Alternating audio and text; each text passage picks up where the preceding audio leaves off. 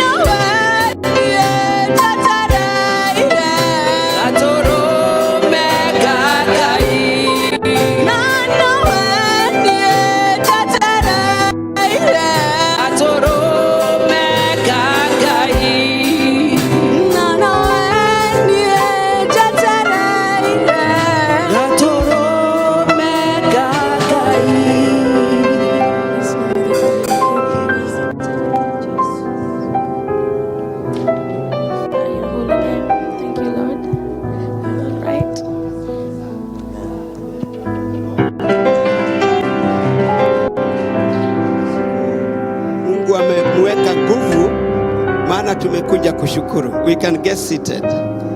Tumekuja kushukuru. Na rekei ndimwire uria mweka andu a Ngai. Ni mwandu ni matigaga mundu na makamutiga. Piu. No uria mwikite. You have done great. Guka kuona riu, we are here to thank the Lord. Tondu Ngai no amenyereire this ndungata ciake. Ama sivyo? Amewalinda, amewaweka nguvu. They are continuing with the ministry. Maana wakati kifo kinakuja, wakati mwingine unashindwa. Nigokira rucio. Nigukiaga kana kuhanaga atia. But you start with them, you continue praying with them. Not only them, even you. Maybe there wanatikwa ni mundu wedete, umeshaachwa na mtu ambaye unampenda, unashindwa itakuwa namna gani? Maana bereavement huwa inakaa hata miaka 7 hata 10. It takes long.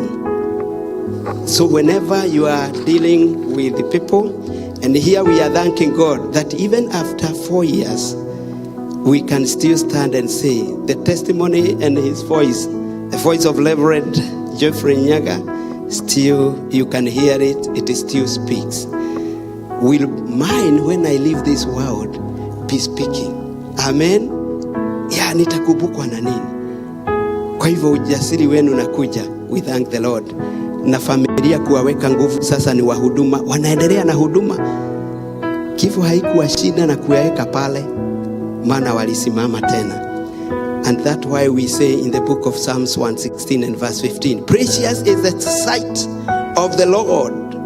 Precious the sight of the Lord is the death of his saints. Amen. Yes, precious is in the sight of the Lord is the death of his saints. They are precious in his sight. Praise be to God. And that's how it is. When I leave this world, will I be a saint? Will I be precious to be in the Lord? Amen. Yes, will I be precious? I'm not the preacher that I'm leading, but I was touched even to see her, ya kwamba Mungu amewasaidia kusimama tena na kuwaweka nguvu. Bwana azidi kututenda vema. Thank you. Musije mukaachilia hata siku moja wale wamepatana na jambo. Dukanatiganiria mundu ono mwe. Praise be to God. We are requesting those who are far corner to come near here. Wakuja pande hii. And those who are far beyond, behind there, please try to step another seat ahead. As we continue, I'm going to now give the presentations. We have our brother Charles Washira. I can see him there. And that after him, we're gonna ask our sister Christine to be preparing. Brother Washira, it is your time. Okay. Karibu sana. Tumsifu Bwana, tumuinue kwa sababu yeye ni mwema kila wakati. Yes. Tuwabaralie Ngai ucio tondu ni mwega. Thank you. Yeah. Amen. Praise God everyone. Amen. Nifanye hivi kwa jina la Yesu. God bless you. So my name is Charles Washira. Na nimeokoka, Yesu ni Bwana. And I was invited here by Mom. And she told me that to come here because there is something going on here. And that is why I have come. And I wanted to present a song that I sang 2014. It's called Matata Mamaithori Magoitekera Onjigwe. And we are here to encourage you, Mom. We are together with you. We are praying for you. And know that you have friends, you have people who loves you. God bless you so much for coming. So I want to, the DJ who is here, I don't know whether you can, did you, Kiarie, can you go and organize my song? M-A-T-R-R. Thank you. That's one, yeah. Good.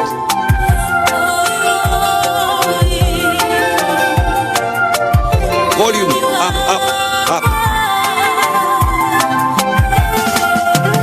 Otumi omwe wale mweya oire su fana maguta akigwae maguru de magu akigota ina kiuraga oi mwadhani kakuda ina uchigwe matata mama izori makwae akuitikira uchigwe oi mwadhani kakuda ina uchigwe matata mama izori makwae akuitikira uchigwe.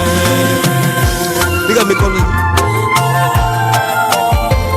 We love you Jesus. Hakuna mwingine kama wewe Baba.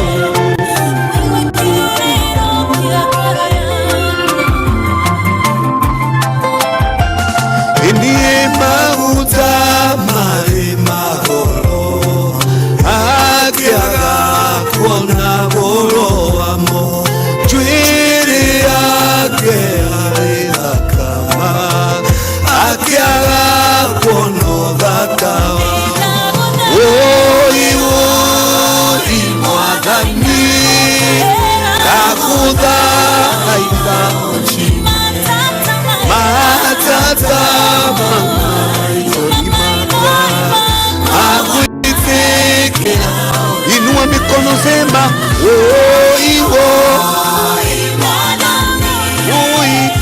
kakuda haida uchigwe matata mama kwa akuitekea uchigwe. Mwaminifu sana umeinuliwa juu sana utilikai ukiwana takai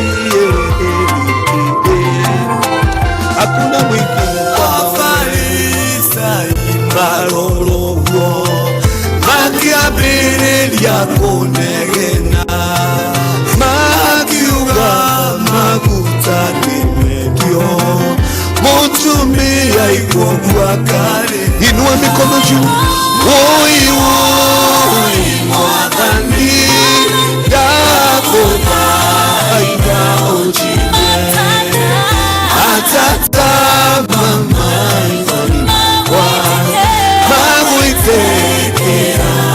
Inua mikono sema oi mwadhani akuda haida uchigwe matata mama izori kwa maguitekea uchigwe.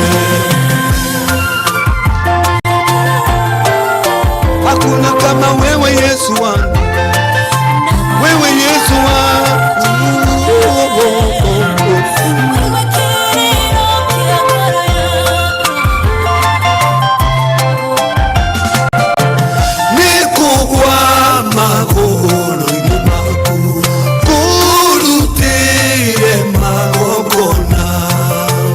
Matata mama izori makwa maguitikira uchi. Inua mikono juu. Oi mwadhani kakuda haida uchigwe matata mama izori maguitikira uchi. Mwadhani kakuda haida uchigwe matata mama izori makwa maguitikira. Pigia Bwana makofi nelegele. Thank you. I'm privileged to be given another song. Kealie, go there, tell him we wakwa W-I W-I-W-R K-W-R we wakwa K-W-R we wakwa. Thank you so much.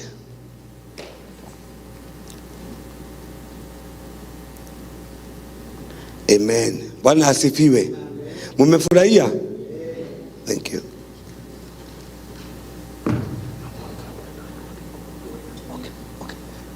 Okay, thank you so much. Thank you so much. God bless you so much. We got you. We got you. We got you. MC, come over. Come over. Yeah. God bless you. Amen. Amen. Thank you. Thank you, mchungaji. Asante. Asante kwa huduma. Bwana akutende vema. Oh, we glorify the Lord. Oh, ujigwe matata makwa magoitikira. Mwathani ujigwe. Na nijue katika maombi yetu Bwana anaendelea kutusikia. Na kuna familia moja iliombewa, dada yetu aliombewa wakati mchungaji alikuwa familia yake ikiwa kule nyumbani, na sasa Mungu alisikia maombi. Christine, kuja umsifu Bwana. Kutoka hapo tutaenda kwa ACK Goshen. Walikuja na sister na brother. Sasa mama machozi yake gai yake igua. Thank you. They are now, is it a month? 3 weeks. 3 weeks. Yeah. Karibu. Amen. Praise God. Praise God again. I was in his burial na tulienda kuwa support. Back then mama hakuwa, so sisi hatukuwa hata tunawajua. We used to hear you and now we can see you. That's the doing of the Lord. So thank you kwa kuni invite na nikasema nitawapea encouragement. But yangu si we can sing all of us because we are here to celebrate a life that was lived by someone. And for the good things he did, we are here to celebrate them. So ningeomba keyboard na drums. So tusimame tu tuna praise Mungu. It is nice to be in the house of the Lord and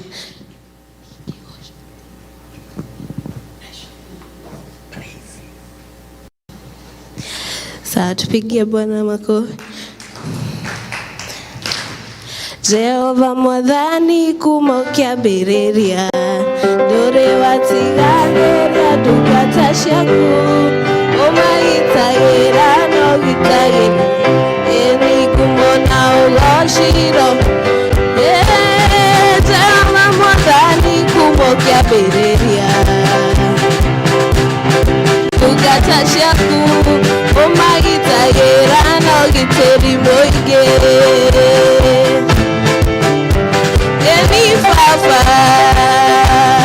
Kushokerera edene dugata shakushai magara otaboro keti mokoigo eni fafa kumona ugoshiro kushokerera eni otaboro keti mokoigo roria kumona ugoshiro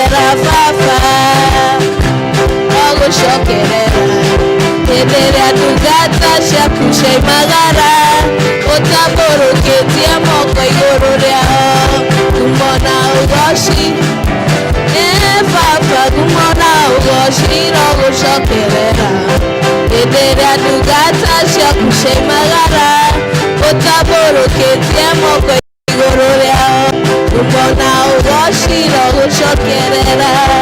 Thank you.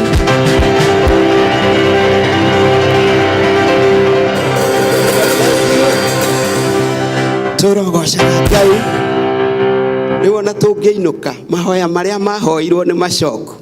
They are here, maithori magikinya magũrũ-inĩ ma Jesu. Praise be to God. And that's why we are here, to thank the Lord.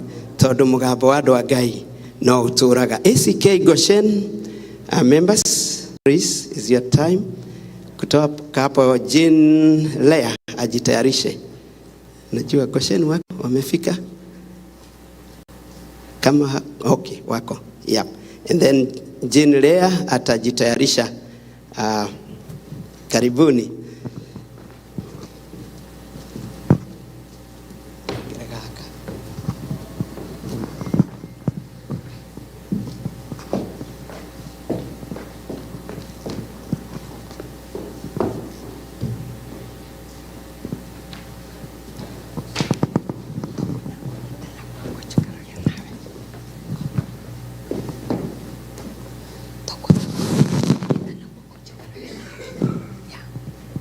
Bwana asifiwe. Tunafurahi kuja hapa kuomboleza pamoja na dada yetu. Najua wakati huo mambo huwa haimaliziki, lakini Mungu anaendelea na anaenda akikumalizia hayo mambo, kwa sababu pia sisi tupitia hapo, na najua hakuna mtu ambaye huwa anasikia kama mwenzake. Kila mtu usikia kivyake. Kwa hivyo dada yetu, Mungu yuko pamoja nawe na familia yako. Otherwise ndio tunakuja kuimba, tumetoka Goshen. Unyite na guoko jikarage nawe dekuwe mote wakwa mbero jikarage nawe mathina ine mothe nigetha udaithie kuhotana mwathani ninjowe niĩ ndũkandiga na nĩkwenda kuona riri wa igũrũ o ithe o harĩa twĩtangĩra kama worship.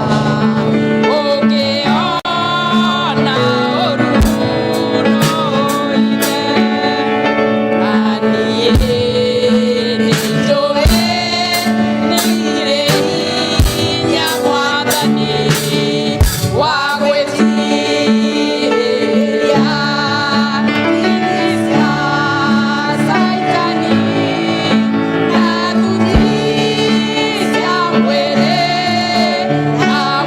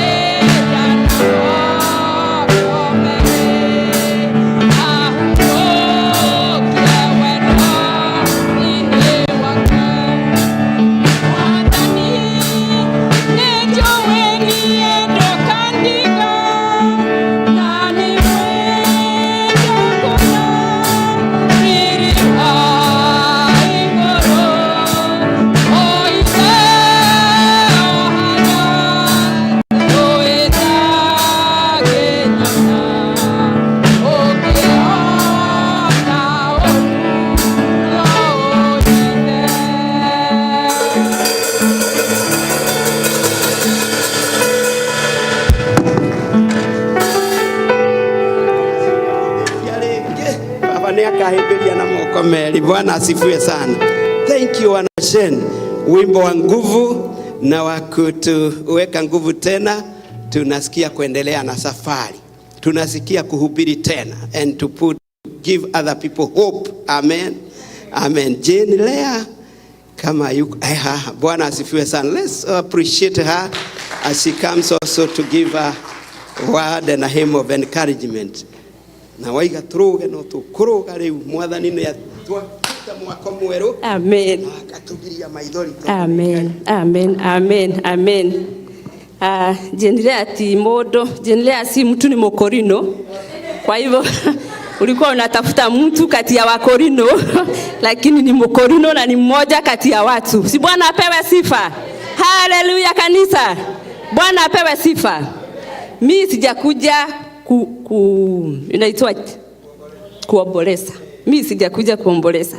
Wakati wa kuomboleza uliisha. Sasa tuko wakati wa kusherekea. Sijui niseme nini na Kikuu niseme tukite gushokeria Ngai ngatho nyu wa baba mwega. Ugai baba mwega. Kwi baba tangiririkanwo. Bwana apewe sifa. Kuna baba wesi akakumbukwa. Kuna mama wesi akakumbukwa. Akisha mnasema afadhali hivyo alienda. Afadhali hivyo na akae kule alienda na roho yake itulie. Bwana apewe sifa. Lakini huu baba alikuwa baba mzuri. Alikuwa mchungaji mzuri. Alikuwa mtu wa Mungu. Ndio maana tumekuja kusherekea. Bwana apewe sifa. Na ndio Mokorino ameonekana. Juu wakati ule hangeonekana, hata hakuwa anajulikana, lakini wakati wa kusema asante kwa Mungu, juu bado familia yake inaendelea vizuri, familia yake imelindwa na Yesu, wanashukuru. Wakati mama alinipigia, kuna maneno aliniambia mpaka nikakosa jawabu ya kumwambia sitapatikana. Bwana apewe sifa. Juu alisema ni kusherekea yale Mungu ametenda. Na kuna wimbo niliimba wakati nilifika Amerika. Nikasema, uwikite Ngai niwe wikite, uwikite Ngai niwe wikite, nutarona uria wikite, nutaraigua uria wikite, uria wikite niwe wikite. Bwana apewe sifa. Ati yale Mungu ametenda, mwanadamu hawezi akatenda. Pendi Bwana Yesu makofi mazuri. Kwa hivyo Bwana hakosei na ana jawabu ya kila kitu. Bwana apewe sifa. Heri boda inete giuga atiriri. Atumia goria mwenako ena ndumiriri yanyu ni mui iheo cianyu kuma haria kiambĩrĩria goria mwĩiraga nĩkĩ imwe ũthagia nĩkĩ na nĩguo mũrĩ andũ a bata atumia mamu. Oh, hallelujah. Nĩ watumia arĩa a bata mũhũrĩre iruhi. Nĩ atũrĩtie family yake na agatũria Ngai. Mamu Ngai akũrathime. Ndenda kuga Jesu nĩ ngwendete na mũrũga mũhũre ruhi no rĩo kũhota kũrũga oke haha. Jesu nĩ ngwendete tiga nĩ kwenda Ngai tũtingĩrĩ haha. Mwathani akumio. Tiga nĩ kwenda Ngai family no ndĩngĩrũgamĩte. Bwana apewe sifa. Tũkĩte kuga Ngai nĩ mwega na nĩ tũkwenda Jesu makĩria. Ya atumia Goshen mũrĩ aratakwa nĩ njũkaga kwanyu ũkai haha tũgoce Ngai. Ya tuge Jesu nĩ mwega nĩ tũmwendete. Na ndĩona DJ nĩ mu English. DJ ni mu English. Na nimeshukuru sana kuona msichana wetu hapa akicheza hizi vyombo. Nimesikia hiyo ni kipawa. Pigieni msichana makofi. Bwana wabariki sana. Ninyi wa nguvu na wapenda na muishi kwa Mungu. Tunagoja DJ Msungu. Kerie. Prestige. Yeah, msaidie aone Yesu ni gwendete.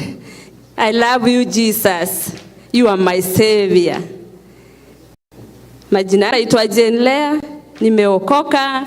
Yesu ni Bwana, napenda Bwana na nitaishi kwake. Nilimpa maisha yangu. Yani hiyo. Tupe forum.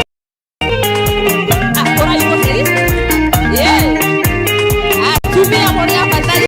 Moria goro.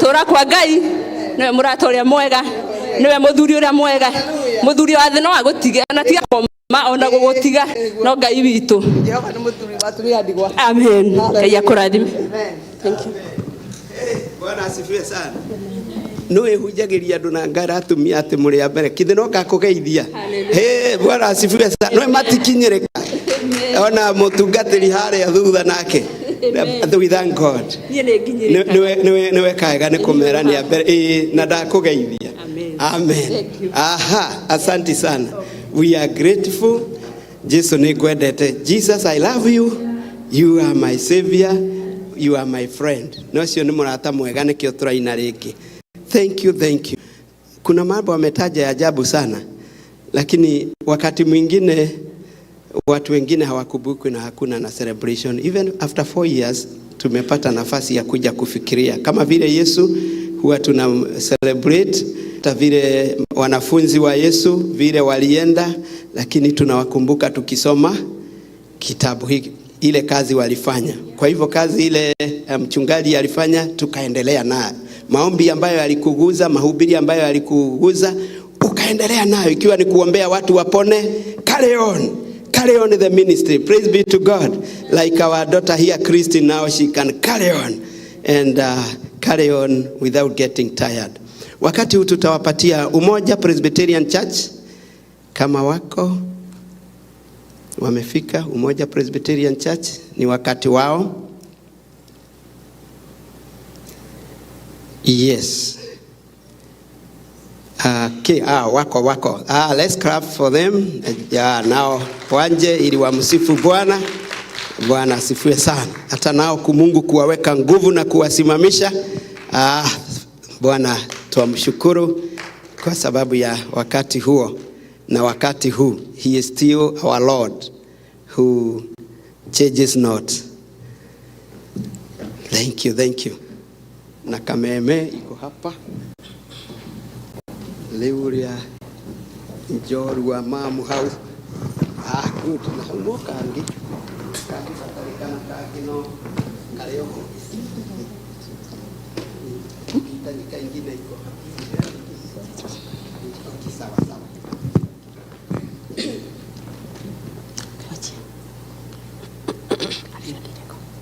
Yesu jikaria mote-ine githima-ine kia utugi ero akuhonania rumaga gorogotha Yesu jikaria mote-ine githima-ine kia utugi ero akuhonania rumaga gorogotha mote-ine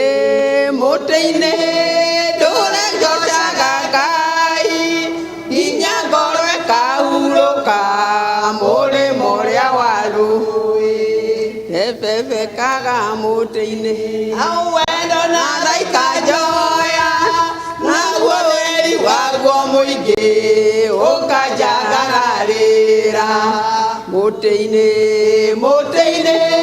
ndure gocaga Ngai wakwa nginya korwe kahuruka uri moria warui au mote-ine nyonaga gaturume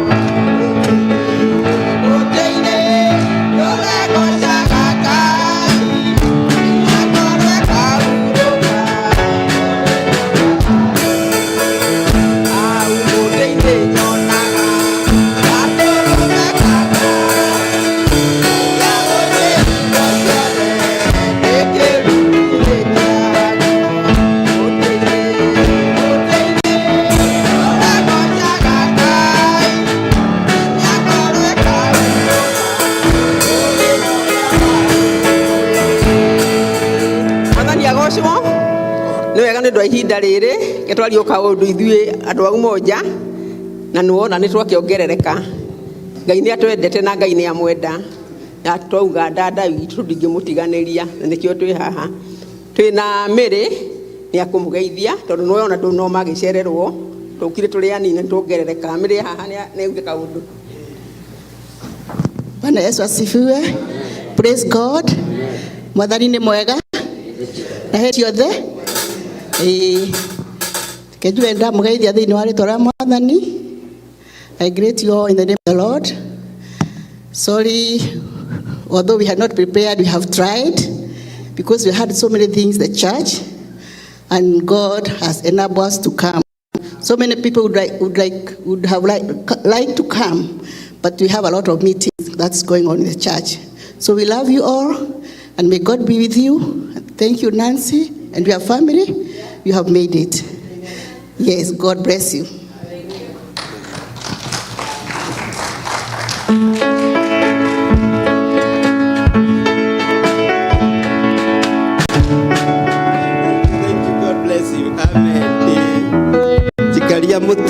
Githimaini kia utugithekio umoja kusimama na jamii hiyo katika maombi yako personal, mahali ulipo tukahoyanagira, tunaombeana kila mtu na mwingine. We are one and we are going home one place. Kuria tukainuka no kumwe. Bwana asifiwe sana.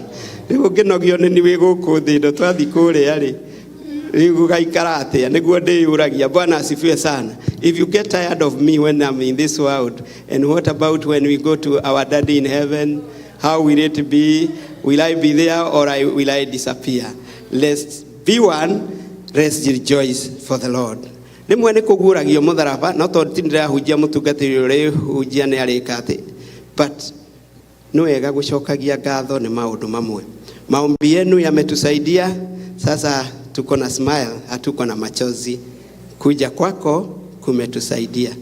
The smile ile ilikuwa na my brother na hug, endelea nazo. Heo imwale nacio nie ndihotaga gukorwo nacio. Bwana asifiwe sana. And God is good. Atatuwezesha. We thank the Lord. Kabla tu ni ite Pastor Simon Kamau aendelee hapo pengine. The toilets or restrooms, they are at the corner when you go back there on your left. Ziko hapo.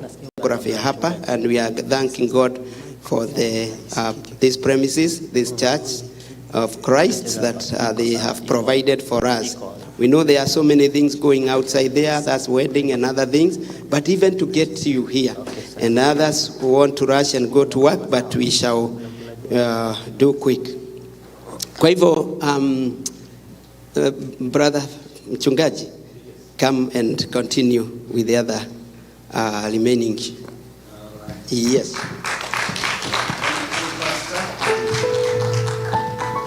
Thank you, Reverend John, for standing in the gap. Praise the Lord. God is good, and all the time. Yeah, and that is his nature. He does not change. Na furahishwa na maneno ya ndugu yetu ya kwamba tusichoke na mtu yeyote. Maana tukichoka hapa, biguni tutakaa pamoja. Na Yesu alitoka huko akaja akatufia, tukapata uzima wa milele. So I like that praise. I like the community like this one, where there's community, I like that. And especially where there is diversity. Praise the name of the Lord. So mimi nimechelewa na sitaki kuvuta kitu. Mugikuwa ukaga yaciara mahatha yokithagia mahatha na cieri ona tutatu ona tuna tuothe no twayo riu ni nyuma no hiki na ndauma hiki-ini ndamera mathie na mbere kuu kungi nie na nie njuke guku tondu no wega kuona uria andu a Ngai mareka. It's good to see what the people of God are doing. And I'll just start from where Reverend John has started. But may I say this? Because this is not, it's not just something simple I know, I knew Reverend Gathuku for a long time because he has been my neighbor for more than 30 years. Yeah, a neighbor for more than 30 years. We have brought our children together. I know his children, his wife, his brothers and sisters, because we have been together. Not only together, we have been serving the Lord together, serving in the Presbyterian Church and me serving the full gospel churches, but we know no boundaries. I know Rev. Nyaga, I knew him as a person who says, the baseline, no mwadhani. Ni mwadha? So it is the Lord. Whatever we do here is the Lord. Let's do it for the glory of God. Praise the name of the Lord. And that is what, even if I talk to my wife, we talk about him, we say, no mwadha, ni mwadhani. And that is to have relationship with God. And that is so good, recognizing in everything. And one thing I know, and we should emulate that, is that when Rev. Nyaga went anywhere, the first thing is to pray. Is to pray. To thank God. To pray for everybody. He was somebody who knew no boundaries. Yeah, praise the name of the Lord. So I know that is why you have come. Because as much as we recognize days. Yeah?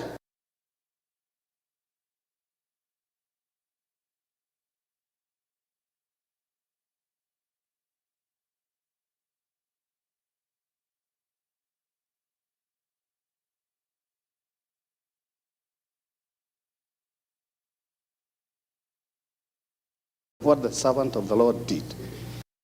I know, because when I came, I found the Monjas singing. I know, they know the service. They have enjoyed, they have tasted, and they know. So I won't talk much, because as much as I stand here, I cannot just have missed something about my neighbor for a long time, and a brother in Christ. Praise the name of the Lord. Now I won't say anything else.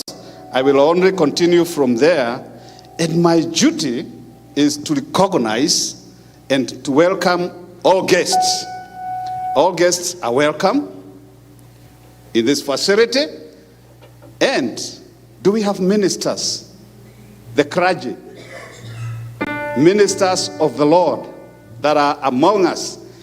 You can stand everywhere you are. You know, thank you, Reverend Bob. We serve the body of Christ. The body of Christ is the church. Oh, thank you. Yeah, thank you, thank you. I think we can say the name and where you serve the Lord. Church is the body of Christ. And let me tell you guys, church is not divided. Denominations are there, but church, the church of Jesus Christ is one, with one head, who is Jesus Christ, the Lord. So let us start with our brother, Pastor. I had not seen you.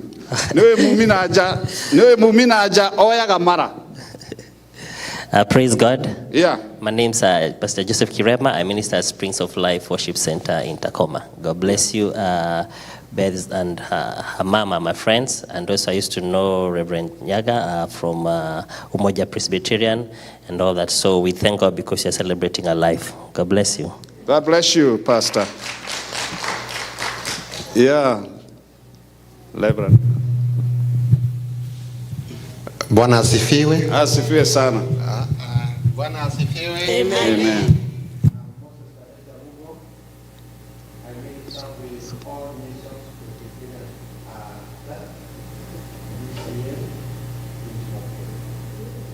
Yeah, thank you.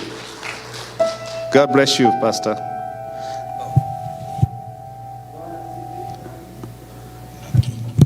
Bwana asifiwe. Amen. Naitwa Rev.John Nyaga. I love the Lord as my personal savior. Ninahudumu kule PCA Imani Church kule mji wa Lowell, Massachusetts. And we came with my wife here. Maybe she can say hi. Okay. Bwana asifiwe. Asifiwe sana. Hey.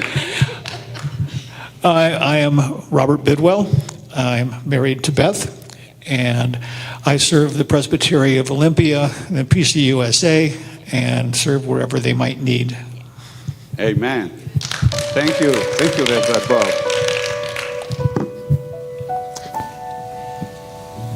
Praise God. Amen. Bwana asifiwe. Asifiwe sana. Hebu nikuja hapa ili munione vizuri.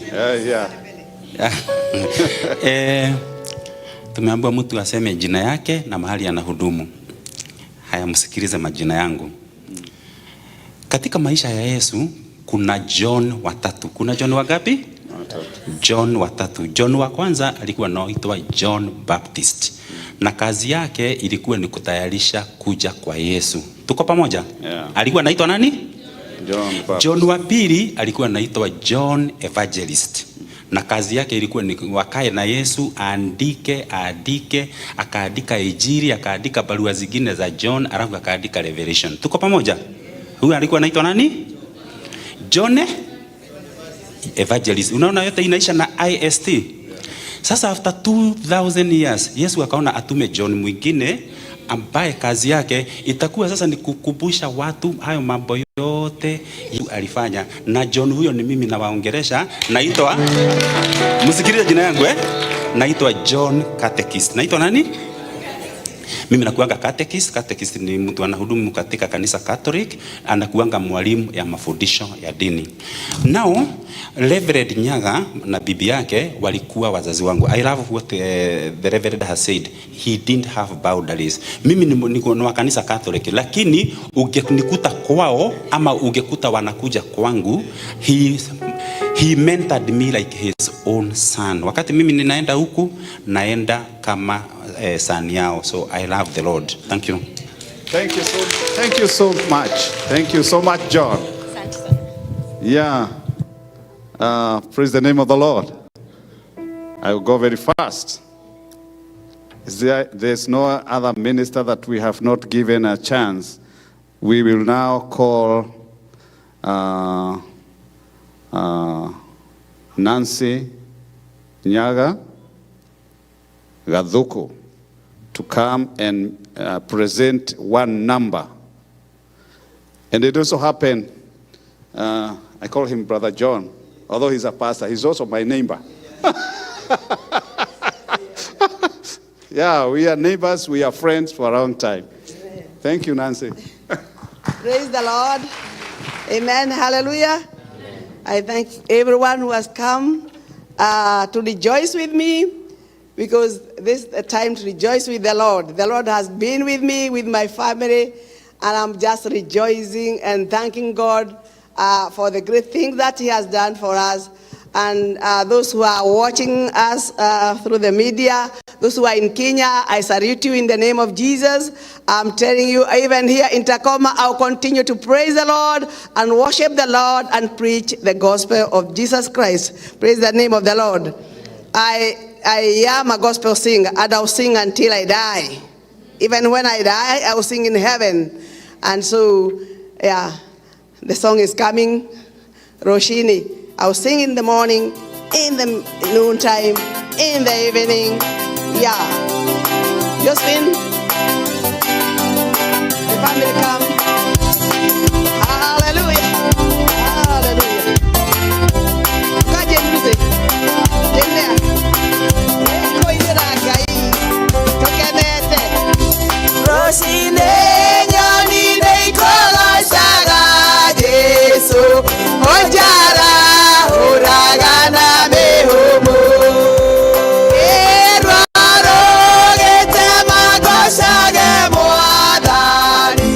Roshine,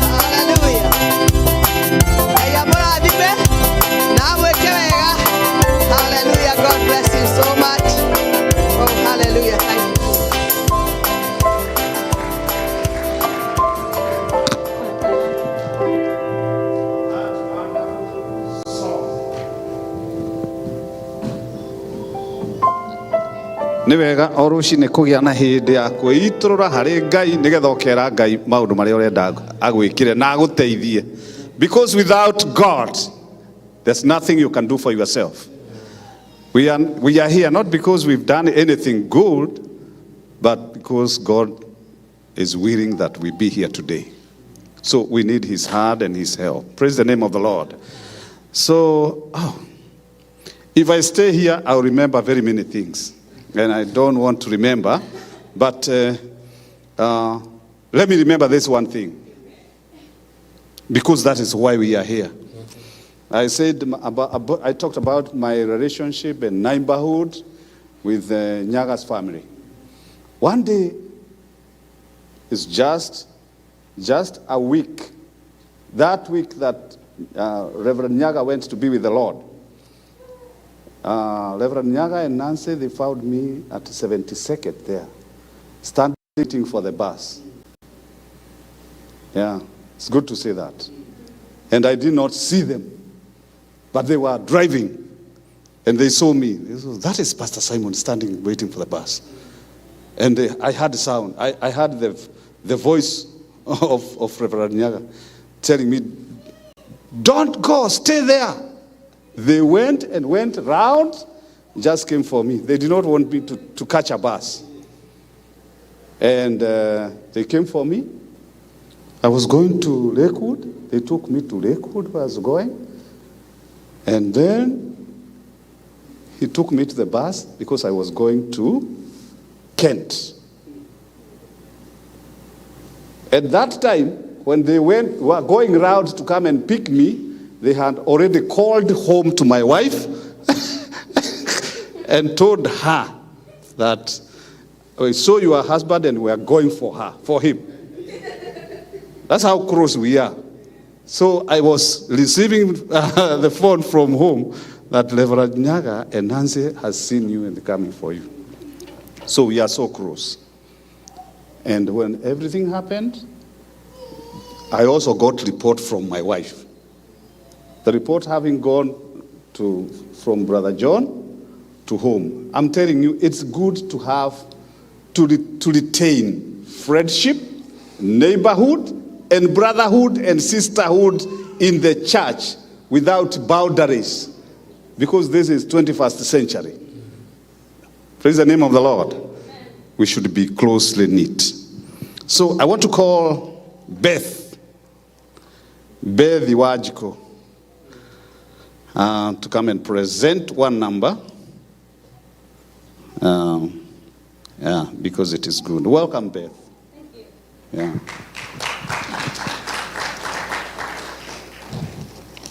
Praise God. I am Beth Bidwell. I love Jesus as my Savior, and I thank you all for being here. Just wanted a video for my daughter. Before I say something about God for the time he gave me with my Luca and for all the memories I have about him. One memory I have about him was when he used to feed me when I didn't want to eat my food. Another memory I have about him is when he used to bring birthday cakes for my birthdays. My third memory I have with him is when he used to visit our house at least once each week, and we had so much fun, and he would bring a lot of snacks. The best gift I got from my Luca is my Bible from when I was born, which I read till this day. I will always remember and treasure my Luca. Thank you. Dad is someone we treasured, and I remember how much he loved me and my sister, and when my daughter was born, he was so proud. He was like telling everyone, "Naitwa Luka Angelina," and that was really good, and I will never forget it. We're just here to celebrate him, and I thank God for being there for us as a family.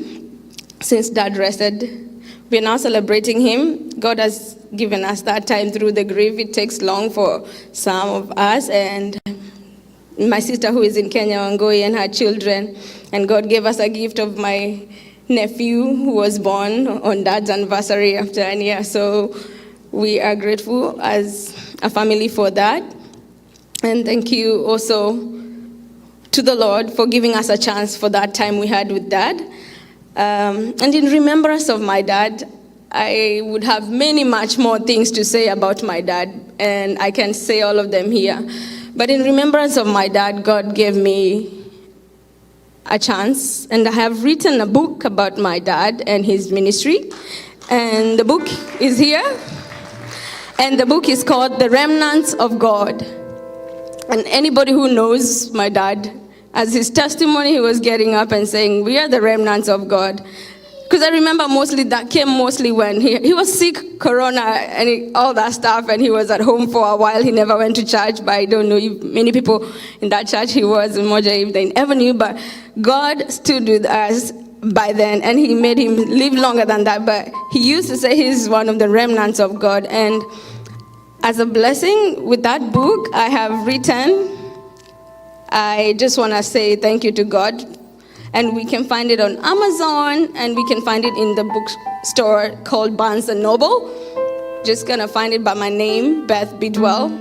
It's all about the remnants of God and how God can preserve you, even through persecutions, even through adversaries, and you come through out as a winner, because we are more than conquerors through Christ who strengthens us. I'm glad for the time he gave me with my Luca and for all the memories I have about him. One memory I have about him was when he used to feed me when I didn't want to eat my food.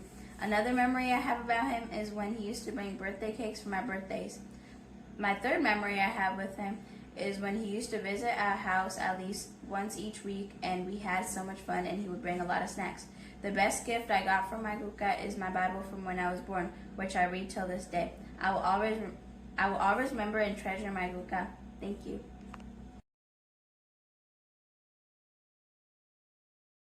A holiday, na kuna hiyo holiday ingine inaitwa St. Patrick's. Najua watu wengi wajui hizo histories za nini. Pia huyo alikuwa reverend, aliintroduce Christianity kwa country yao ya Ireland, na wazungu wa Ireland venye walikuja kuwa na celebrate.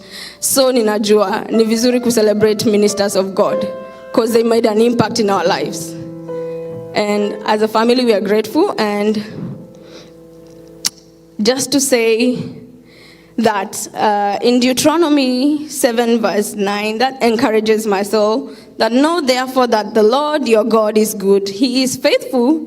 He is the faithful God, keeping his covenant of love to 1,000 generations of those who love him and keep his commands. Asanteni sana kwa kukuja, and God bless you. Anybody who would like ati kubai kitabu anaweza ipata Amazon ama Barnes & Noble, and thank you so much, and God bless you.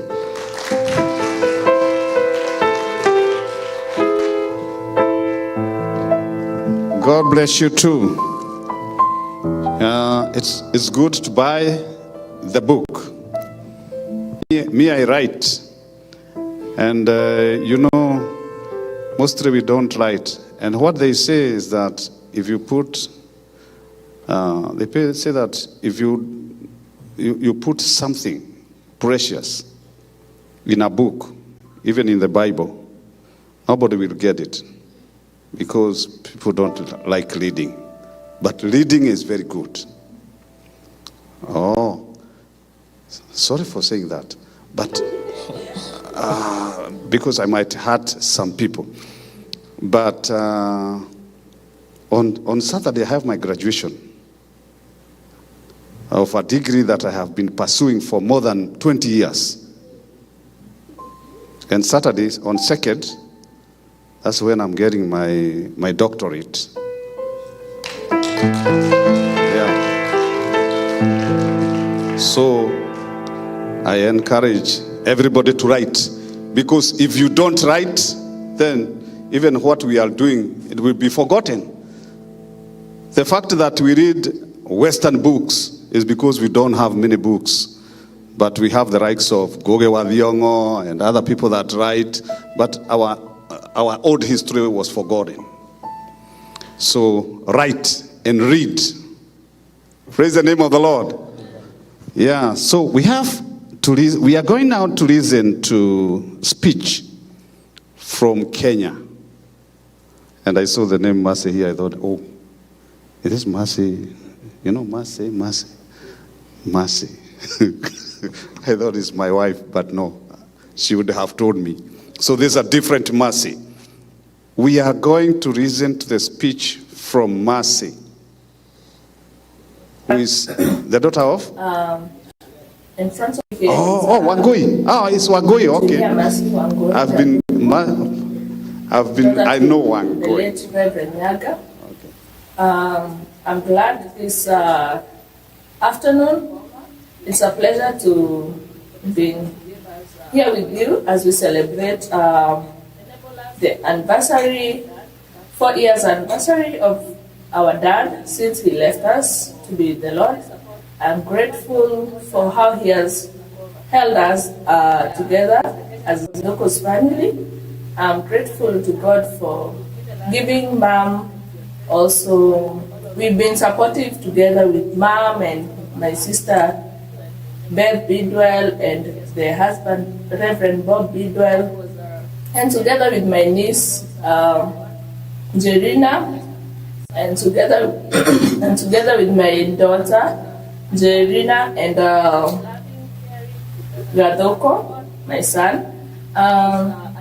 We want to take this opportunity to all of you to PCA Umoja, Umoja Presbyterian of Tacoma. We are grateful to you for the support you gave us 4 years ago to enable us bring our dad back to Kenya. We are grateful and we thank God for every support apart from Umoja Tacoma. We know there's the Kenyan community in America. You've given us the support and we are grateful to God for all of you. Thank you for your support. From the bottom of our hearts, we are grateful and we never forget your gesture. Dad was a very humble servant of God. He was not just a servant to me and our family. He was a dad. He was loving, caring. He taught us the word of God.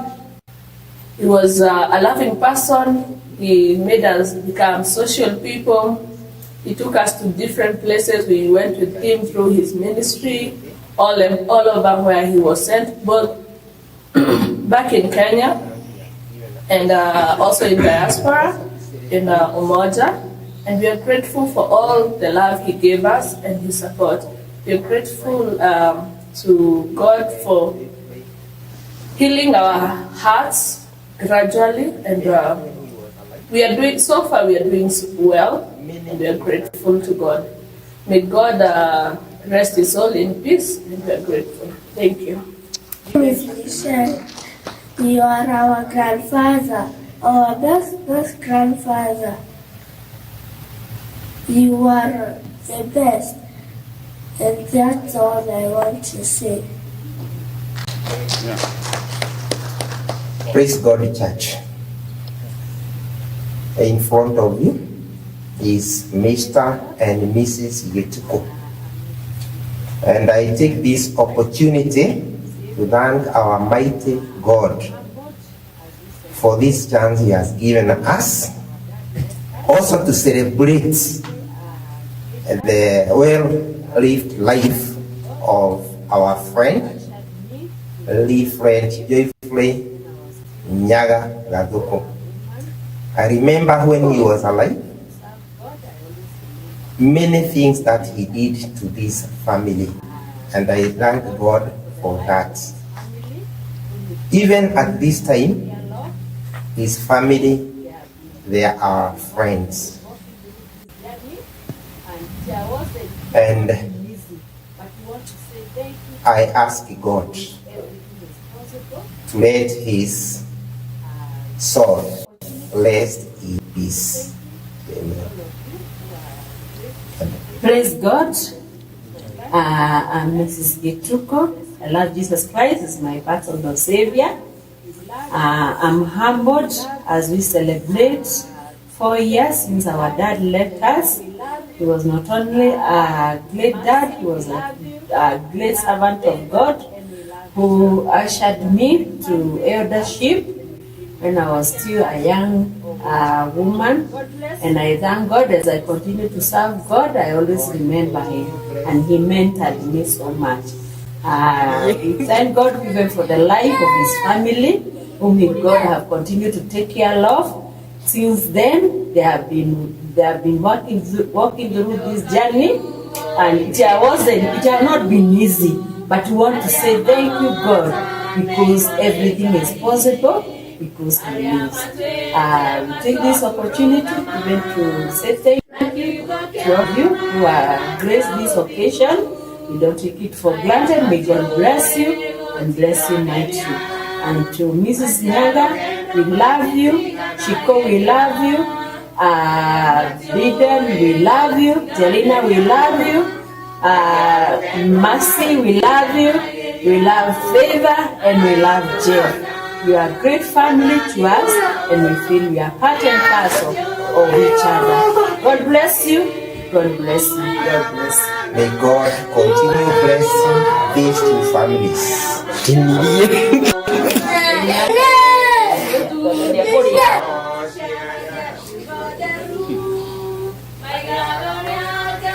Nidoka kiugo-inĩ kĩa arĩa atheru, arĩa mahotanĩirwo nĩ Ngai, arĩa matuĩte matua kũrũgama na kiugo kĩa ma na kĩa ũthingu, aya matiũĩ gũtiganĩria, manjia rũgendo matitiganagĩria, aya matiũĩ gũtiganĩria, manjia rũgendo matitiganagĩria, aya mahana mwathani wao,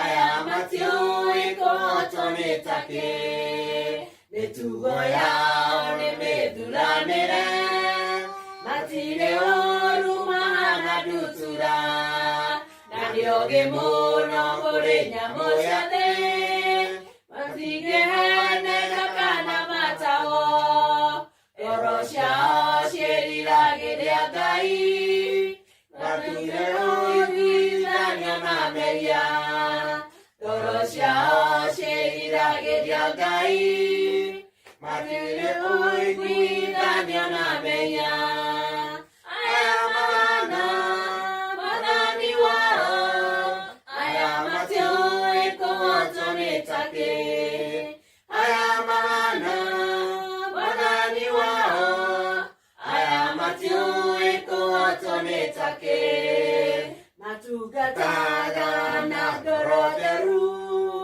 matienda kũganwo nĩ ciĩko ciao, meriragĩria kũgocithia Ngai, wendo wao tũmaga marũgame, yethi moyo aya menda Ngai, nake nĩakenagio mũno nĩo, yethi moyo aya menda Ngai, nake nĩakenagio mũno nĩo, aya mahana mwathani wao, aya matiũĩ kũhotwo nĩ takĩ, aya mahana mwathani wao, aya matiũĩ kũhotwo nĩ takĩ, aya mahana mwathani wao, aya matiũĩ kũhotwo nĩ takĩ, matungataga na ngoro theru,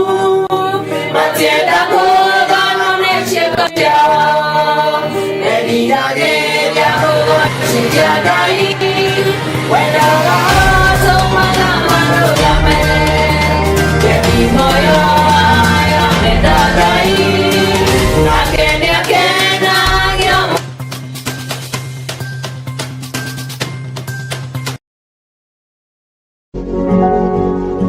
You are watching Pacific Waves Television, USA, a place of nourishment.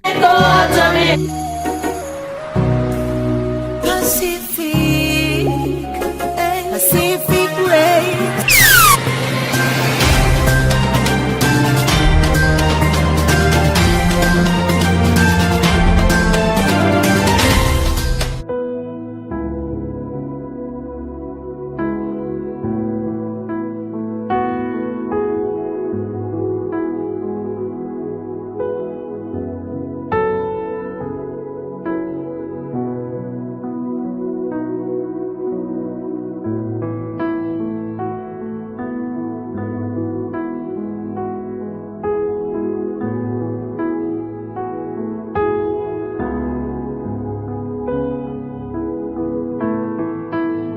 isi ukitaka kula nguruwe chagua aliyenona.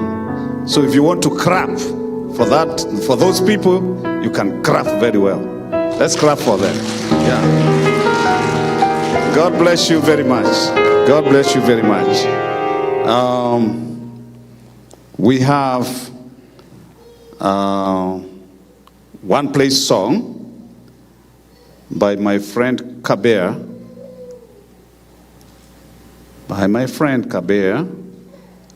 You are welcome to present that number. Yeah? Yeah, one place song. So we're gonna stand and we all sing and dance and praise the Lord. Remember me?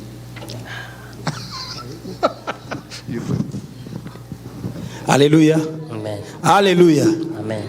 Hallelujah. Tell your neighbor, let us celebrate God.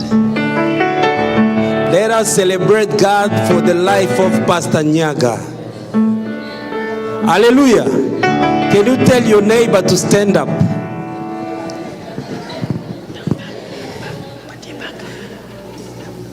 If you know that, there's a day you took a microphone, you hold the microphone and you sang for the Lord, come over. Ukijua, maybe let me say it in Swahili. Ukijua kuna siku ulishika microphone, ukaimbia Mungu, kuja hapa mbele. So, you know, it is so hard. I was asking myself, I'm called to praise God tonight.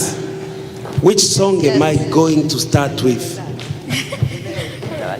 It wasn't easy for me to decide. But I said, because God is good, God is so good, God will give us a song to praise Him with in this circumstance. Hallelujah. So,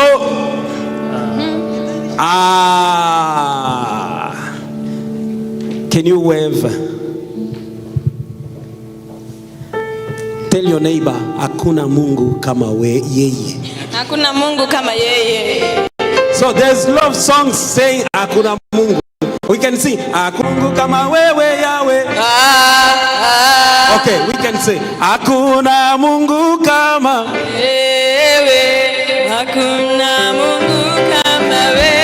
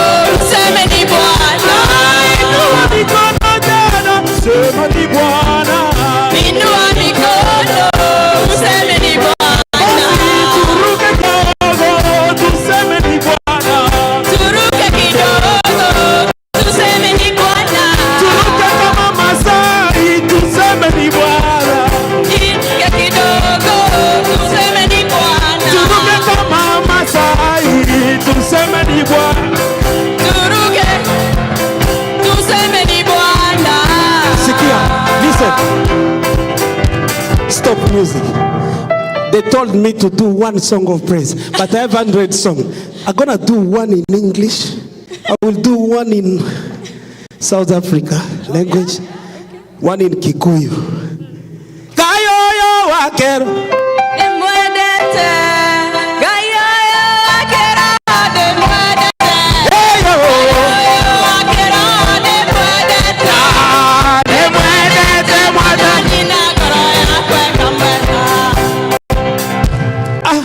Thank you, drum. In English. Hey, my God is good. Oh. Hey, my God is good. Oh. Yeah, my God is good. Oh. Hey, my God is good. Oh. Yeah, God is the way God. Hey, God is the way God.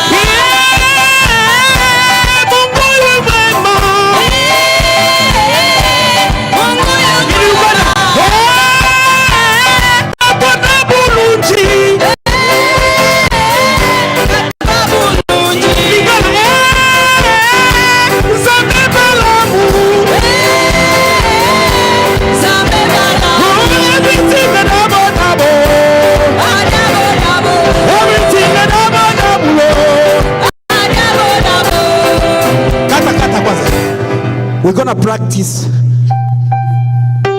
mime and gesture. So, you know, I won't say the evil is jailhouse. No, it's microphone. Sio shetani. Okay. Nilisema we're gonna do some gesture.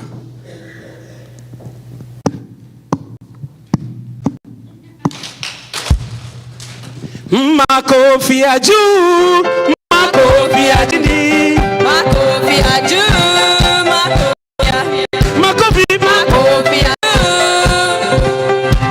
hallelujah, tena hallelujah, sema hallelujah. We're gonna do the last one is if I call you, you respond. Ay ay ay ay ay ay ay. Ay ay ay ay ay ay ay. Ay ay ay ay ay ay ay.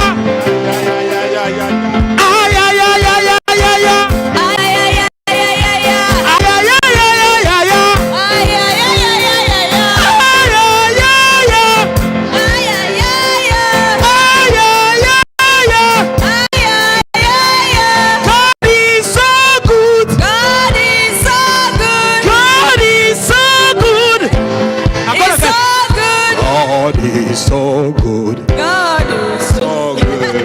Praise God. Praise God. Praise the name of the Lord. Hallelujah. Here the one of coffee. Nataka, I want this lady to say hi, just hi. She just comes from Ghana. Imagine. Yeah. Just saying hi to the people of God. Hello, everyone. Hello. Midas Mudamasi Bebre, sir, more inviting me. Mama Babi Jam Madame for Nancy Echi. Midamasi Bebre, Midamasi Papa.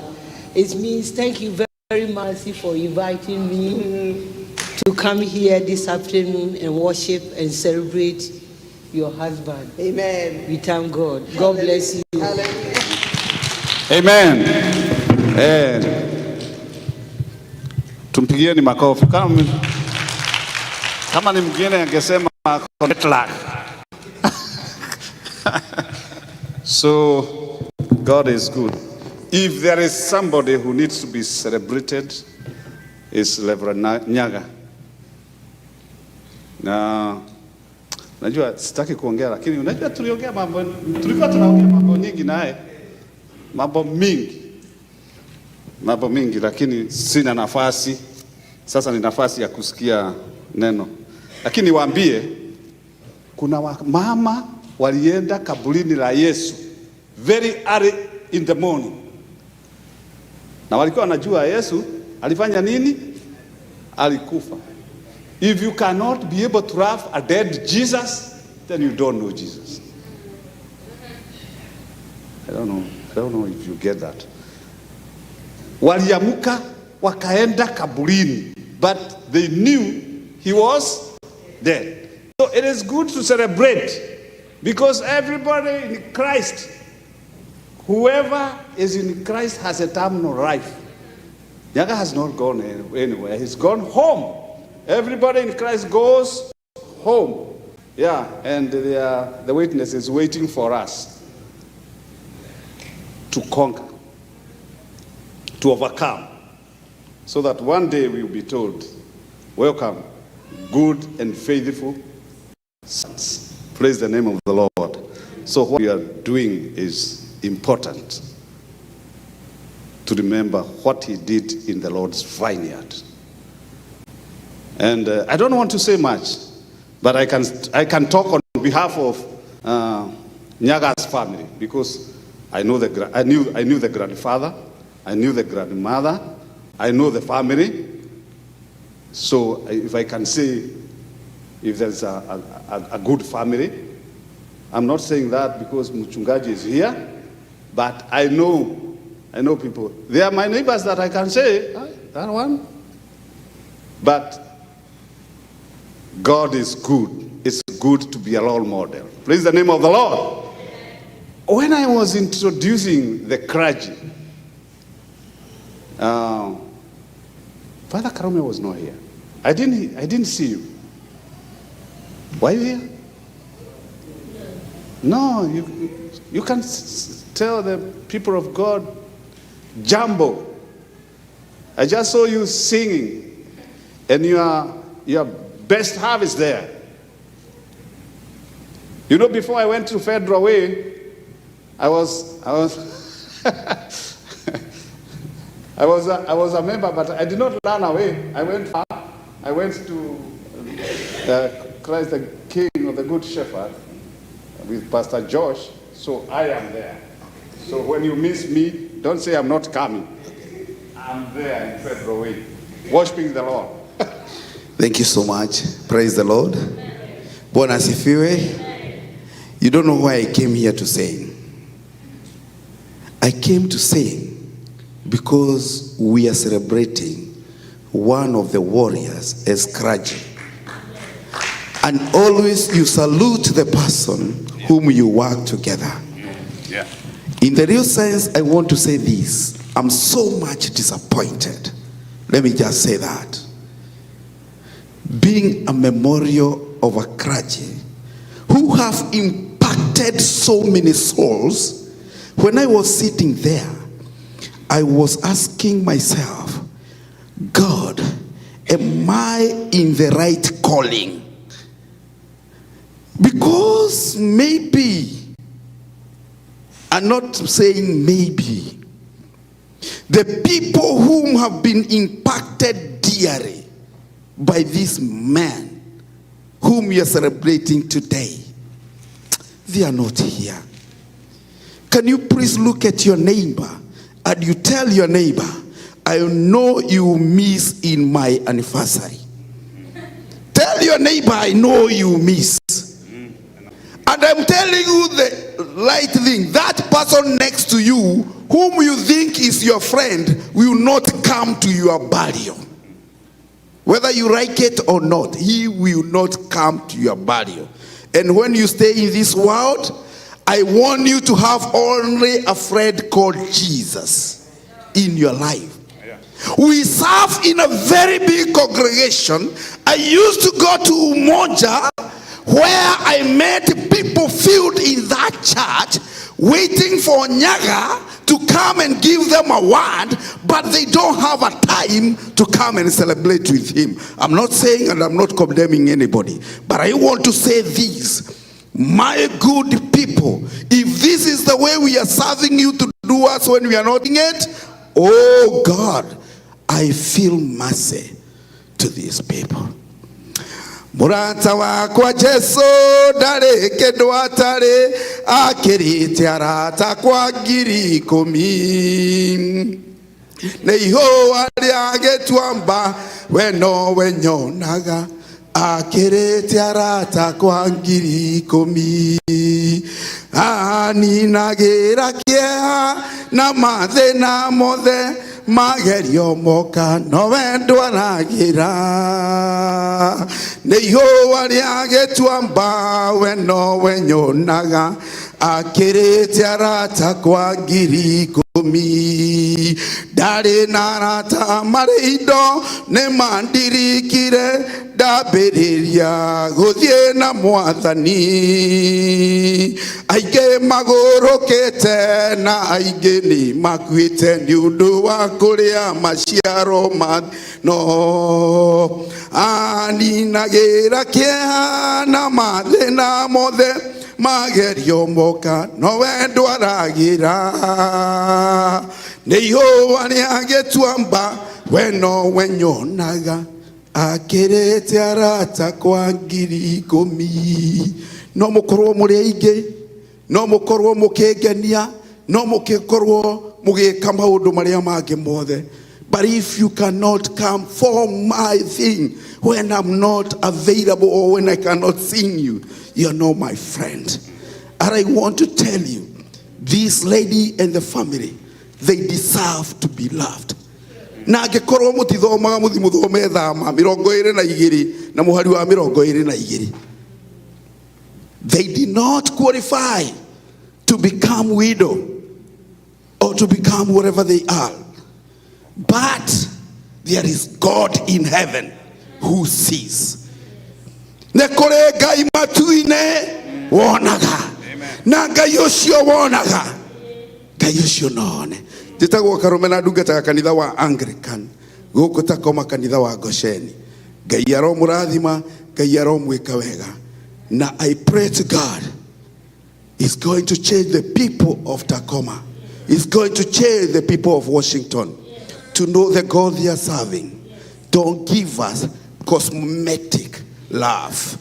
Give us the real life, the good love. Where when we meet with you, don't just give me a smile and it's a fake smile. Give me the original one, because there is God. Uri otigire wathondeka gwaku metha-ini nigetha mugeni angioka akore gwi guthaka na bedroom ndunatiga waroriri. I want to tell you something.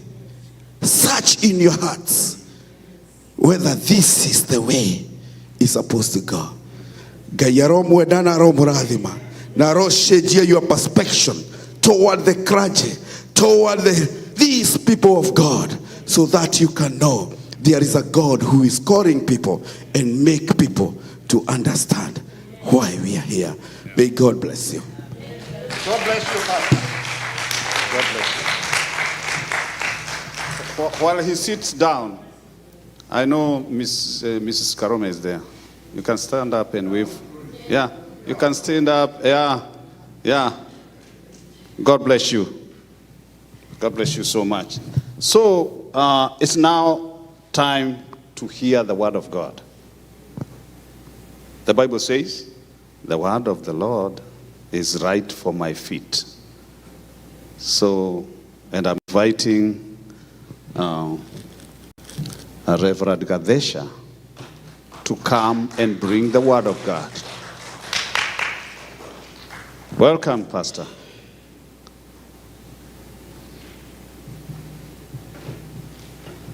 Bring the word of the Lord. Amen. And God bless you. Yeah.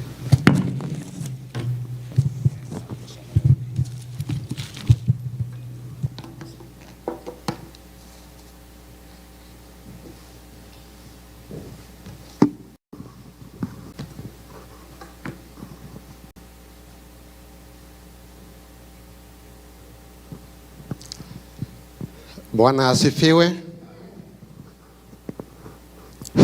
Bwana asifiwe. Bwana asifiwe. Amen. Hallelujah. Is that the way you can say a hallelujah to God? Hebu tusimame. Can you just be on your feet? Maybe even you don't know who your neighbor is. I want to give you a moment to say, hi neighbor. Unajua iko salamu nyingine imekuja ya hi cousin. Hi neighbor. Praise the name of the Lord. Hallelujah. Amen, amen, amen. Let that be enough now. We can have a seat. Before I minister the word of God, we sat as a family and decided we need to have a memorial. And why a memorial after 1 year, second year, third year, and we are having a memorial the 4th year? We have been grieving. We have been mourning. And when our brother passed on, it was sudden. We did not plan for it. It just came. And what happened to us, and we want to thank the community, they were telling us in good faith, this is what we're going to do. This is what we're going to do. What is the burial date? And we produced all. We did not have good moment to plan, because when we handed over to the church and the community, they did wonderful. They gave us money, and we did not have good moment to plan. I'm not saying the community did not do good. They did what was deserved, and we appreciate. But when the family sat down and said, yeah, why don't we now plan for it? That's why we have it today. That's why we have it today. Hallelujah. And I want to echo the words of my fellow pastor. If we cannot celebrate somebody when he is not present, how should you celebrate that person when he is present? That's why we called you, so that we have a memorial. How can we remember our brother? How can we celebrate him? How can we do something that will heal the wound of losing a dear one? As a family, we want to tell you thank you. Hallelujah.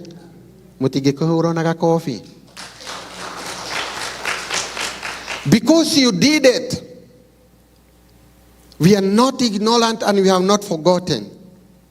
You were there for us. And that's why we have called you, to remind you and to tell you what we did not tell you. Amen? That's why the family is here, congregating with you to tell you you stood with us.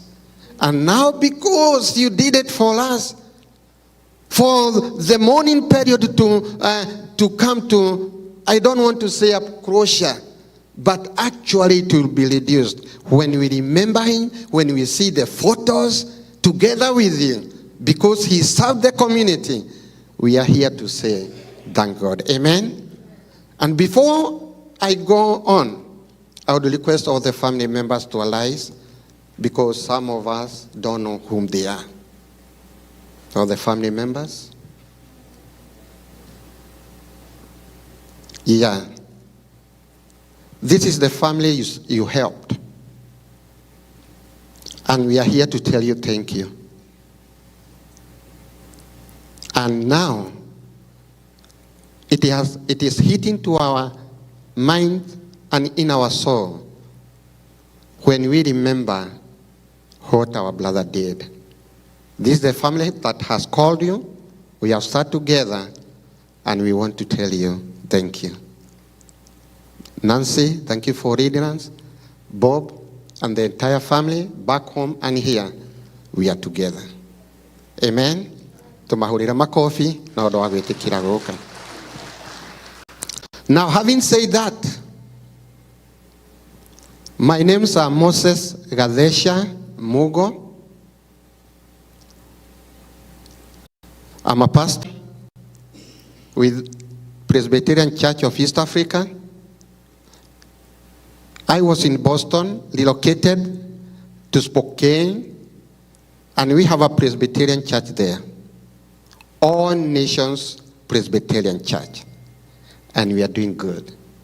If you happen to come to Spokane, locate us. You'll find us. Amen. Hallelujah. I did not come with my wife. We have been moving a lot. But this time she said, let me represent the family. And she passed warm and Christian greetings to you. Amen. Amen. Let us pray. Dear Lord, in the name of Jesus, we bless you. We honor you for whom you are. And thank you for this opportunity. Lord, it's not a usual sermon or a service, but you have gathered us with a purpose. Let thy will be done. Where do wakureke wikike thini wakigogona giki. And when we come to the closure of it, we will say that, Lord, we have met you. And Lord, you have done it. And that's why we glorify your name and we worship you. In Jesus' name we pray. Amen. Tell your neighbor the moment of a storm. The moment of a storm. Hede storm nike. Hede yake huhokanio. Era ucio muriganetie nake hede yake huhokanio. Tabwire tora amenya. The moment of a storm. Hallelujah. Then preach with me. Can you ask your neighbor, have you ever gone through a storm? Wengine hawaulizani. Tori ucio ngimuriganetie nake uri wagerera kihuhukanio-ini.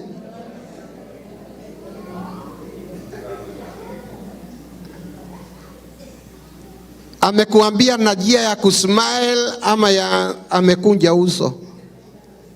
Hallelujah. Have you ever come through a storm?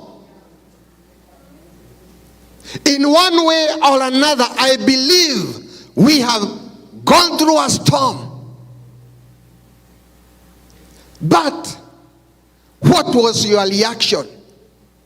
Kihuhukanio hindi ria gukora ri kana hindi ya wahitukire kihuhukanio-ini kiu ri wekorire hana atia. Hallelujah. Na hari hindi imwe there was a moment the elephant and a rabbit, they were staying in the same house. I don't imagine how big it was.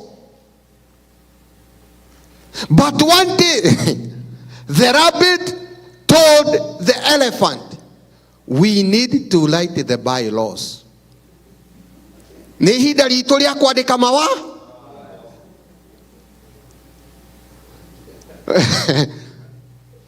Ureciria watho wa mbere wari uriku? Can you guess? Yeah? Space. What another thing? Ni uraria muno. Gitanda giaku ni kinene. Ni uraikara handu hanene. Ona hindi urapupu ni urapupu kiingi. But the rabbit was first to make the first law and said, gutire gukinyana. Nobody should step each other. Hallelujah. And now we want to make the laws because we are in this sanctuary. Hallelujah. Ni mahida maituri magwikira mawatho nigo tuikare wega. Hallelujah. Tero shioki muriganetie nake, which is your first bylaw? Hallelujah. My first bylaw is, let me hear the word of God. Hallelujah. So turn with me in the book of Mark, chapter 4.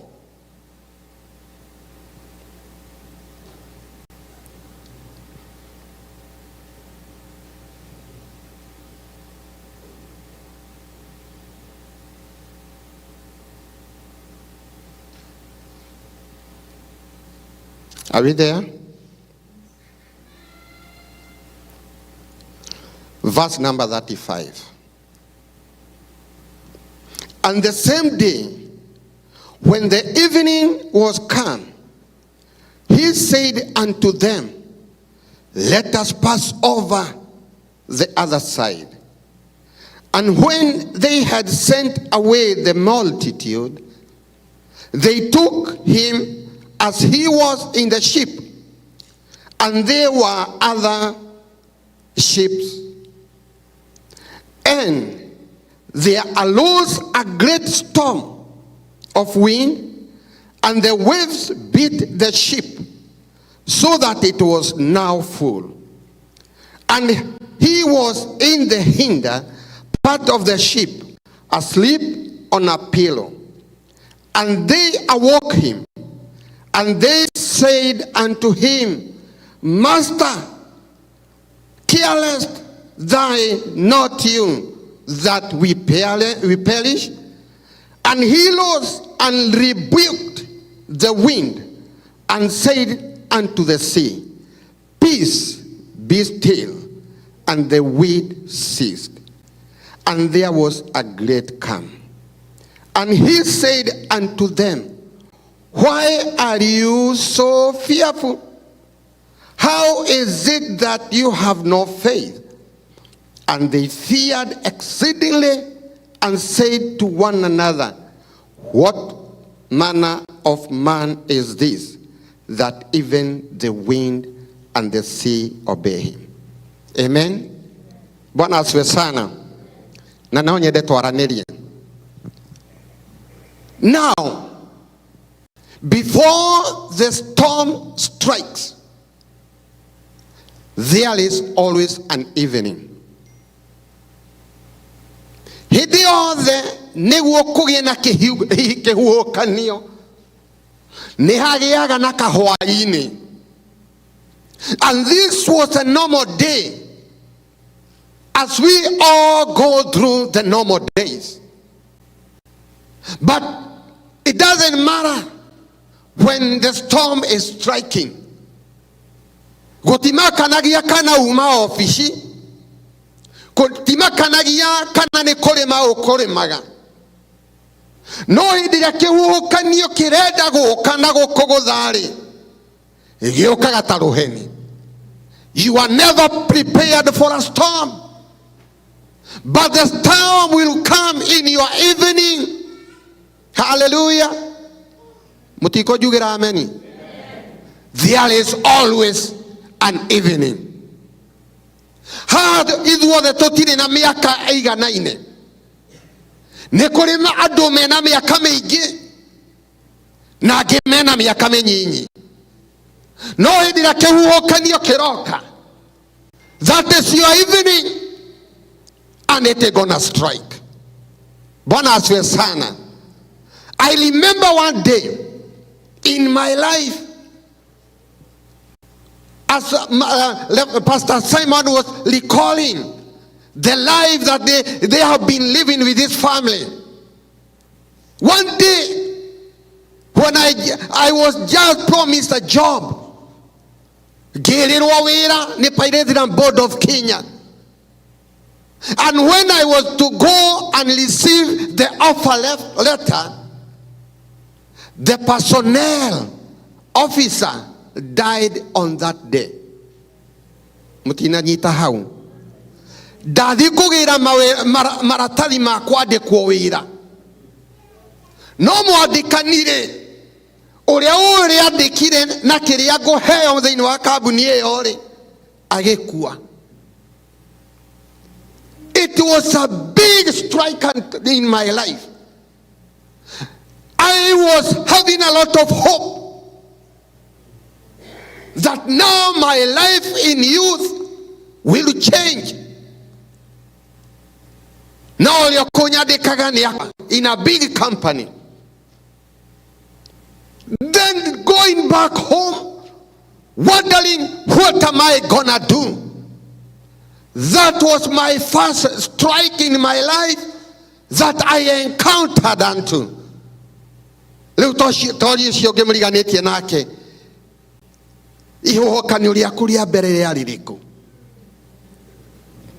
How did you feel? A lot of pain. Do make a but already the storm has already stricken.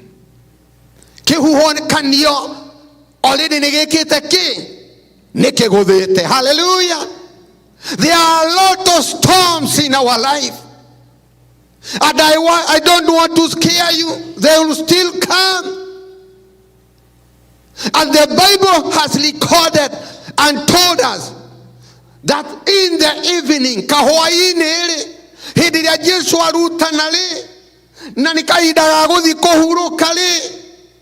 now Jesus bring another assignment. And he tells the disciples, let us cross over to the other side. My dear ones, there is a moment of crossing over.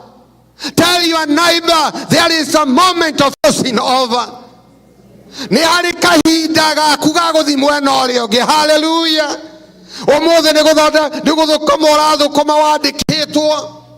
But there is a moment of you.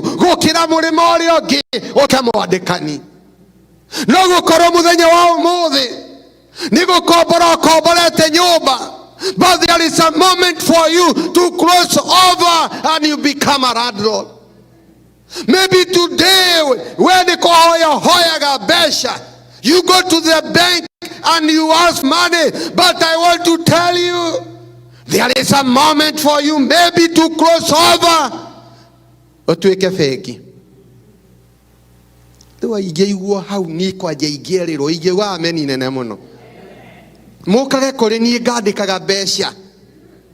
you know it happened to Isaac? Isaac akianjĩrĩria kũrĩma mũgũnda hĩndĩ ya sama. O hĩndĩ ĩrĩa nama ũĩ ona ũngĩhanda mbegũ ndĩngĩmera. No Isaac nĩ athi mũgũnda. I want you to be like an Isaac. Hĩndĩ ĩrĩa maũndũ maroneka ta matangĩkĩka anjĩrĩria kũmeka. Ona maũndũ marĩa mekuo thĩinĩ wa thirikari ĩno, take that advantage. Isaac aranjĩrĩria kũrĩma hĩndĩ ĩrĩa gũtangĩhoteka na akahanda nginya mboga. No nĩ ciamerire na harvest. Bwana asifiwe sana. No nĩ hĩndĩ ĩrĩa agethire, he could control all the price. Urenda kũgũra mboco $1,000, no negotiation. Ogo nĩguo ndĩrenda ũtuĩke in the midst of crossing over. Ĩra ũcio ngĩmũriganĩtie nake gũtiramakania ũrĩa kũhana, but it's the moment of crossing over. Hallelujah. Ndũramwĩra ndĩrutanĩirio. It is the moment of crossing over. Hallelujah. It is the moment of crossing over. Na waga gũtuĩka ta arutwo aya marĩ meri-inĩ warega gwĩtĩkia ũrĩa ndĩrakwĩra. We are coming to celebrate the memorial of our brother, and it will be at your turning point. You will say, my turning point, my crossing over. Family, and I went to that memorial. The moment of crossing over. Hallelujah. Maybe you are tired of life. Maybe you have come to a dead end of your life.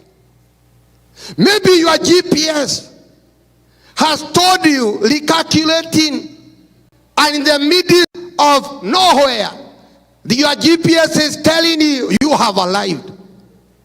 Warora ndagoko gutire nyumba, warora ndagoko ndara ivuku. Maybe you don't know what to do. Maybe you have a case in the court. But as a servant of God, I'm here to tell you, it's the moment of crossing over. It's the moment of crossing over. But be careful. Oh, hallelujah. Be careful. Because the way you are hearing them, the Spirit of God ministering unto you, the devil is also listening. So he's gonna plan for you to meet your storms. How do we hallelujah? How clear? Then the story has told us, when they were crossing over, because Jesus was tired, agikorokana korea thi ya Mary agika ki agikoma. Hindi ria thire na agikoma ri, then everything started changing. Ni wega ni tukire, ni wega ni urathikiriria, no riri ndienda umenye undu umwe, thati Ngai ari o hamwe nawe. Ngai ari o hamwe nawe. But the moment of crossing over is real. It is for you to take that precaution. Now enough is enough. Ha dole tere tiho mwisho. Bwana asiwe sana. And when they started over the journey to cross over to the other side, there came a big storm. Gugioka namui horo munene wa mai. Gugioka lohuaro igemono. And the ship was tossed to and fro, and they could not be able to control it. Hallelujah. There came a moment when the storm came. Toria twakorirwo nĩ igũtha mĩaka na ĩthirĩte, tũkĩrigwo nĩ naku, tũgĩtumanĩrwo. The storm came. The storm came to our family, and our brother went to be the Lord. It's shocking. We did not know what to do. Now that is history. That's why we can call you today, because the storm is no more. Now we can smile. Now we can afford to call you. Yes. Na nikio mukite to celebrate muturire yoyo. Muthuri wahoyaga. Muhuri waragia horo wa matigari. Riu ona ni ndaugire ngurugama ithenya riake. Njugaga hingo ciothe ithuĩ twĩ matigari. Hallelujah. Na ndandĩkĩrwo ka message ndagacokia njugaga no mwathani. Nĩguo ithenya rĩa my brother that igacĩ ĩthiĩ na hallelujah. Ũndũ itarĩ ndĩrahota rĩ, nĩ ndakora mũthigari andũgamie ngamũnengera marigũ. Ndirĩ ndĩrahota. Tondũ ona cia gũkũ itikĩrũgamagio, wanjia kũmũnega marigũ akũrigwo nĩ atia. He left us a legacy. Now we can smile and call you. Hallelujah. And now the storm is over. Hallelujah. No doka kumwira atiriri. Ni hali hindi tũngĩhana ta Ayubu. Ũngĩthoma Ayubu wega, ni hali hindi aroraga mwena wa irathĩro, arora mwena wa ithũĩro, akarigwo Ngai kaĩ wĩkũ. When the storm comes, you might look east or west. You are, where is God? Because it's so painful. It's so real. You lose a lot. And when you look, you don't see any help. The storms are real. Durwata kedu. Let me tell you, I'm not that old. But one day, I misplaced my purse. Gĩbandĩ gĩakwa harĩa njigaga ngĩiga hau kĩandanda. I went 1 week looking for it. It's a storm. Arĩa marĩ akũrũ hanini na niĩ, have you ever held your phone ũkanjia kwĩra mwarĩ waku thimũ yakwa njigire ta harĩra njigue kana harĩa ĩrarĩra ĩkarĩra guoko-inĩ gwaku? It's a storm. Have you ever lost money? Rĩngĩ no tigiti ũrĩa uma naguo, then you start becoming a beggar. Then you become like one person who lost all his money. Na akĩanjĩrĩria kuga tondũ mbeca ciake ciairwo matatũ-inĩ, akĩanjĩrĩria kuga ũrĩa waiya mbeca ciakwa gwĩka ũrĩa ndĩrekire o ta ũrĩa ndĩrekĩte hĩndĩ ĩngĩ. Ndatigia stage ĩmwe nyume gwĩka ũrĩa ndĩrekire mũthenya ũngĩ. Then all people started wondering, karĩkĩ ũrekire? Karĩkĩ ũrekire? Then when he alighted, nobody gave up, or he could not find the path. Rĩu rĩ tondũ nĩagĩkinya rĩ, mũthuri ũcio akĩmũria, ũgwĩka atĩa mũthuri witũ? Cirairwo rĩngĩ, niĩ no kuma ndĩraumire, ndĩrathiĩ mũciĩ. Koguo ũguo nĩguo ekĩte. Hallelujah. You might find yourself in that position. You have lost everything and you want to scare people. I'll do the same I did yesterday. Because you have really been hit by a storm. What do I want to say? When you are crossing over, it is not a smooth lane. It is not a smooth journey. Bumps will come in your way. Potholes will be on your way. You will come to your dead end. But my dear one, is that the end of the journey? No. But listen what the disciples did.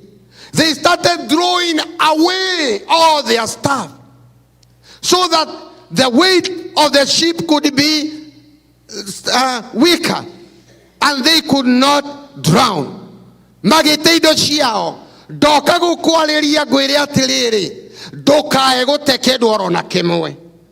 Nĩ ũngiuga amena? Ndũkae gũte kĩndũ oro na kĩmwe. My family, yes, we were hit hard, but let us join hands together and be one. Because where there is unity, God commands a blessing. Hallelujah. Then the Bible continues to tell us. They remembered, after throwing everything that they had, that we have Jesus. Hallelujah. Then they started looking for Jesus. And when they found him, they asked him, Jesus, don't you care that we are perishing?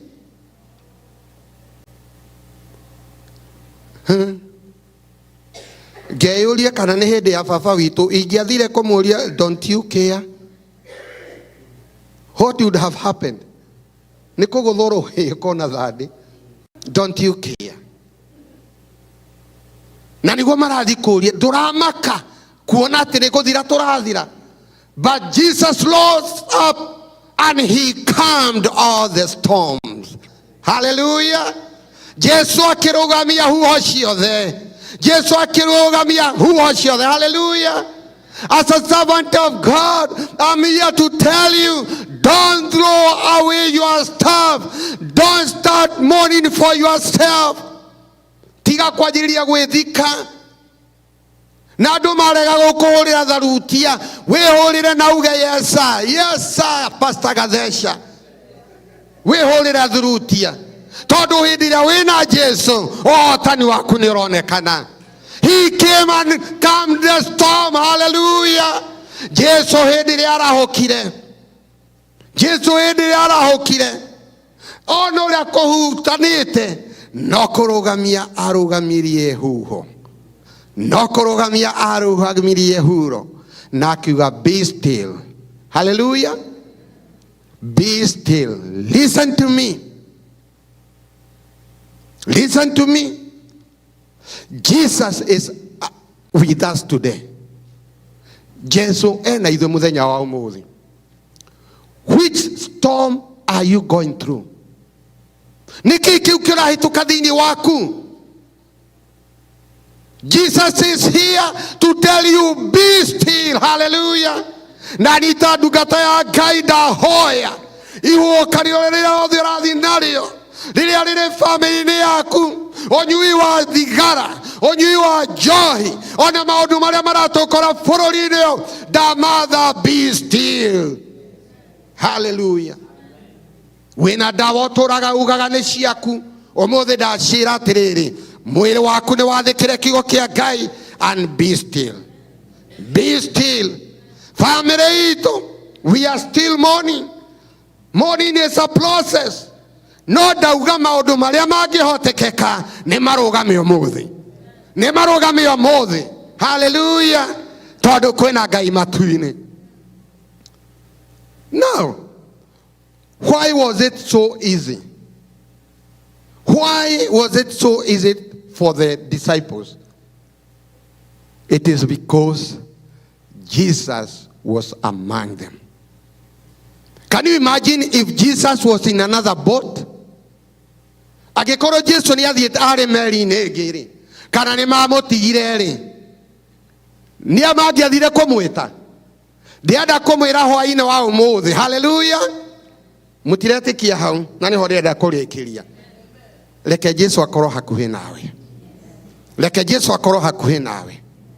Tondũ hĩndĩ ya kĩhuhũkanio gĩoka, no kũmwĩra Jesu rũgamia. Jesu rũgamia. Andũ a Tacoma, andũ a Washington, andũ a Kenya, ndamwĩra atĩrĩrĩ na ndamũhoera, reke Jesu akorwo hamwe na ithuĩ. Tondũ hĩndĩ ĩrĩa hakuhĩ, wona twamwĩta no kũrũgamia rĩrũgamagia, na rũhuho nĩ rwathĩkire. Hallelujah. I command every storm to be still in Jesus' name. Ta wĩhutie hau agũturaga. Ta hinga maitho wone that storm that you are going through. Ta rora cira ũrĩa wĩ mbere yaku. The Holy Spirit is saying everything is coming to a standstill. And when the disciples saw this, or when Jesus saw how they were terrified, ũrĩa mwanyu ndĩramũrora ngona Ngai tiga nĩguo ũrahĩtũkĩra maũndũ maritũ mwarĩ wa ithe witũ na mũrũ wa ithe witũ. And Jesus is asking a simple question. I want to jump. Kana kũũria kĩũria gĩkĩ kũrĩ we. Ona rĩu ndũrĩ ũretĩkia. Tahuti ũcio ũngĩ mũriganĩtie nake ũmũrie. Ona rĩu ndũrĩ ũretĩkia kĩama nĩ kĩaringĩka. Don't tap. Can you tap him?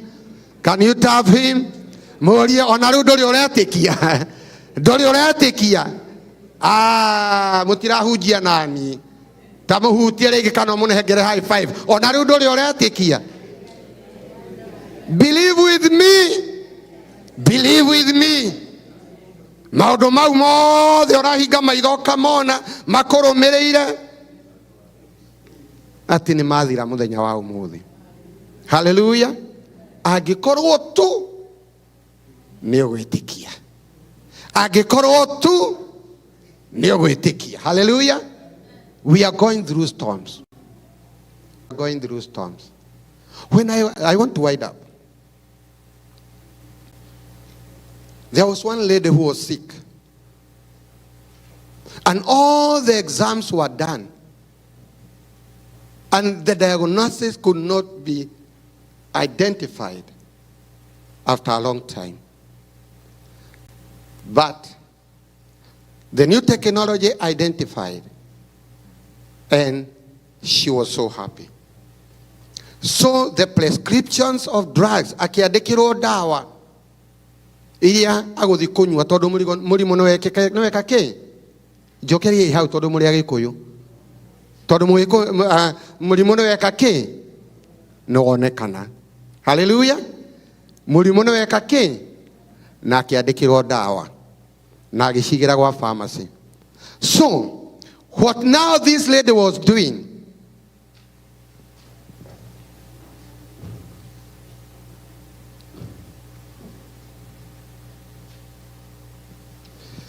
when now the lady had those medication, this lady went into the whole village telling the villagers, murimu wakwa ni ronekire na ni ndiraheirwo nda mutijokerie. Murimu wakwa ni ronekire na ni ndiraheirwo nda no ndanyuaga no athire gicagi giothe akiugaga atia murimu wakwa ni ronekire na ni ndiraheirwo ndawa na ndaraci no aigua kiugo kio muthi no arega kunywa dawa ya witikio. The storm that you are going through will not be over. Through God the Father, the Son, and the Holy Spirit. Hallelujah. Hallelujah. A prayer of faith. Tuhige maitho. A prayer of faith. Are you there? You are going through a storm. Through the power that I have been given as a servant of God, by showing only, by raising the hand, your storm will be over. Oya guoko gwaku agiko ni hari undu urahitukira na ni urenda Ngai arugamie makumbi mau. Mwathani ni wega na undu wa mau moyo. Ta ndungata yaku ndagucokeria ngatho tondu ukituma kiugo giki giuke ni roe ndungata ici makumbi maria marahitukira marorugama riu thiini wa ritwa ria Jesu.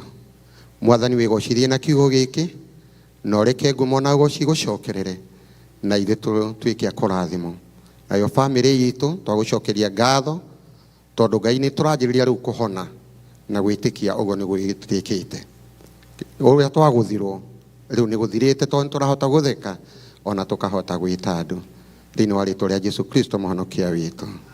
Amen. Just the final thing, then I call the MC. This gathering was just performed or organized by the family members. It has incurred some finances. If you feel you want to be part and partaker of this ceremony blessing, just give a small donation to incur some of the bills. May God bless you.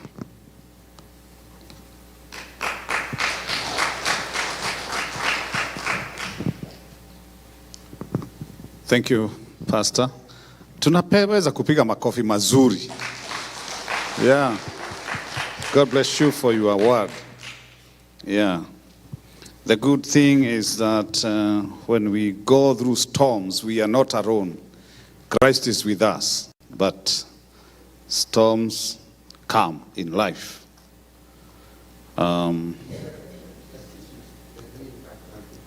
Okay.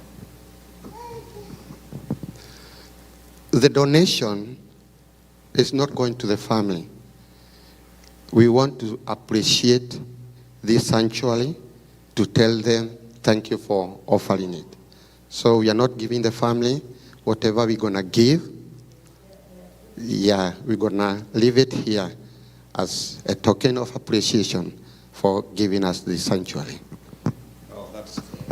Thank you, Pastor, for the clarification. So it is good to appreciate because generosity is good, and to say thank you is also very good. So I want to call Mama to come and pray for the food so that we can eat. You know, we did not leave our stomachs in Jomo Kenyatta. Yeah, we came with them. And food is for the stomach. God bless you. Good evening. Bwana asifiwe. I thank God for we had a beautiful memorial service.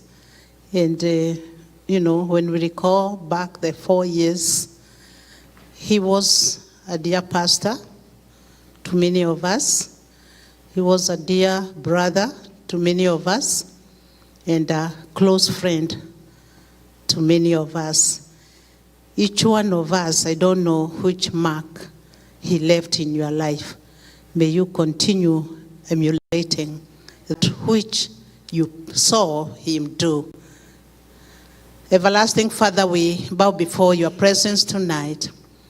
We are so grateful that you are with us this evening.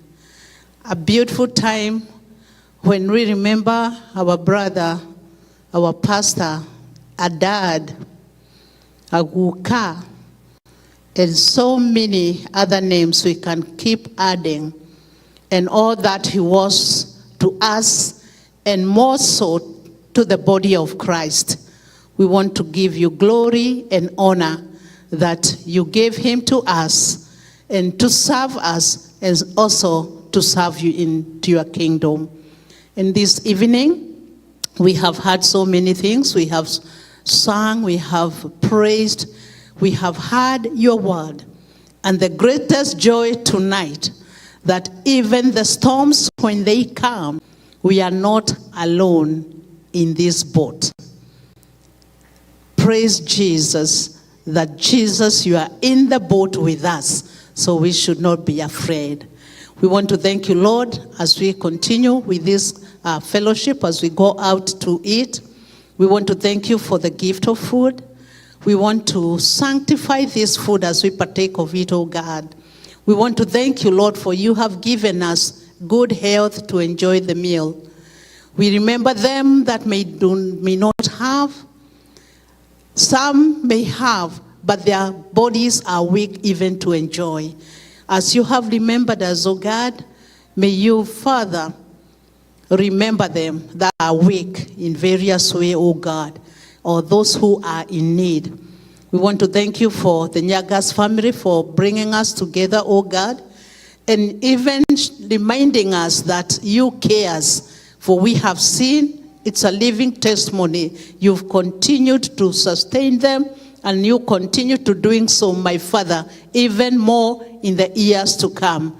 May you be honored. May you be glorified tonight. We thank you and we honor you. In Jesus' name we pray. Amen. Amen. So as we go out of this place, we have food. It's well set for us. We have plenty of food, and we invite you to enjoy. God bless you. And thank you for the leadership of those, the masters of ceremonies, the pastors who have graced this occasion, a memorial service. May the Lord bless each one of you.